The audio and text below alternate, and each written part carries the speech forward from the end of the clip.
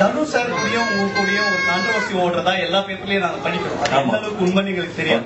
ரெண்டாவது அனிருத் சார் கூடயும் தனுஷ் சார் கூடயும் ஒரு கான்ட்ரவர்சி ஓடிடு.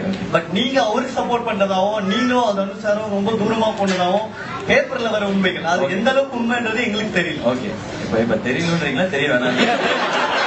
நீங்க சொன்னீங்கன்னா எங்களுக்கு தெளிவாயிடும். இல்ல சார், எனக்கு வந்து என்னோட கரியர்ல வந்து நிறைய முக்கியமான ஆட்கள் இருக்காங்க, நிறைய சப்போர்ட் பண்ணவங்க. இது வந்து நான் வந்து என்னன்னா எல்லா விஷயங்களையுமே இப்ப எல்லாத்தையுமே அதான் சொல்லுவேன். என்னுடைய இப்ப படம் பண்ற பாக்கியராஜ்லயுமே சொல்லுவேன். அவர் வந்து ஒரு வாட்டி சொன்னார், எனக்கு டப்புன்னு ஒரு நாள் காலில் விழுந்தார், எனக்கு வாழ்க்கை கொடுத்துருக்கீங்க, தயவு செஞ்சு அந்த வார்த்தையை பயன்படுத்தாதீங்க, வாழ்க்கை கொடுக்கறது அப்பா அம்மாவால மட்டும்தான் முடியும், வாய்ப்பு வேணா கொடுத்துருக்கேன்னு சொல்லுங்க அப்படிங்கறதான். அந்த மாதிரி எனக்கு நிறைய வாய்ப்புகள் நிறைய பேர் இருக்காங்க. அதுல ஒரு நல்ல படம் கொடுத்தவர் தனுஷ் சார். சோ நீங்க என்ன வேணாலும் படிங்க, எப்ப வேணாலும் படிங்க, நான் சாகுற வரைக்கும் அந்த எதிர்நீச்சல மறக்கவே மாட்டேன் நான் டெஃபினட்டா. அண்ட் தனுஷ் சார் எப்பவுமே நான் ரெஸ்பெக்டோட தான் வச்சிருக்கேன். என்னைக்குமே அவர் என்கிட்ட நல்லா பழகுறான்றதுக்காக தோல்ல கை போடணும்னு நினைச்சதே கிடையாது. அவர் ஒரு சீனியர் ஆக்டர், அந்த ரெஸ்பெக்ட் எப்பவுமே இருக்கும். லெட் த பிசினஸ் பி, அது எப்படி வேணா இருக்கட்டும், மார்க்கெட் என்னவா வேணா இருக்கட்டும், அந்த கம்பேரிசன்ல நம்பர்ஸ் தான் நமக்குள்ள.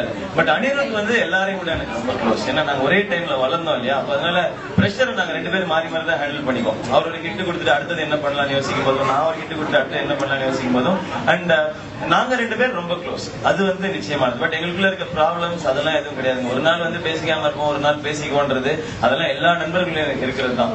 உங்களோட ஃப்ரெண்ட்ஸ்குள்ளே அது எல்லாமே இருக்கும். அதெல்லாம் கிராஸ் பண்ணி வர்றதுதான் நட்புன்னு நினைக்கிறேன். சோ அந்த மரியாதை தனுஷ் சார் மேல அது எப்பவுமே இருக்கும்.